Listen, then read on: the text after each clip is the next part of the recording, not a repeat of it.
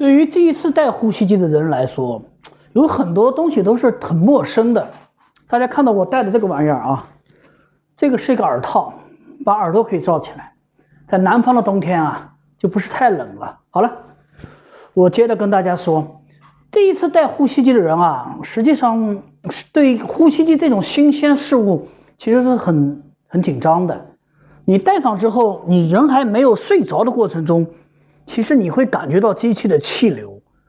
包括从管路里面传过来的声音，还有就是你呼吸的节拍，你甚至有的人感觉吸气会更重一点，或者呼气会重一点，这些实际上都是正常现象。第一次戴呼吸机这个现象绝对是正常的，但是如果睡着以后，其实这些你在清醒的时候感觉就没有了。基本上如果你的鼻子通气是正常的，一觉就可以睡到天亮了。当你醒了的时候，你会感觉到又有气流了，因为你人真正睡着的时候，实际上这些感觉是几乎是没有的。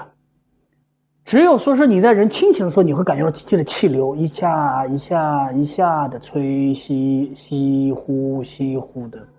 这种其实都是正常的。那呼吸机实际上戴的过程中最糟糕的是什么情况呢？最糟糕的实际上就是你如果在睡着的过程中感觉到呼吸很困难，这个时候下意识就把面罩就扯掉了，这样的话肯定就失败了，戴呼吸机就肯定失败了。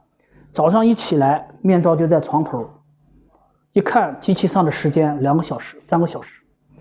这个在睡眠呼吸暂停的诊疗指南里面就叫做依从性太差。所以说你刚开始戴呼吸机最好的状态是什么呢？倒头就睡着了。但是以我们的经验来看呢，即使是睡眠最好的一部分人，他倒头睡着之后，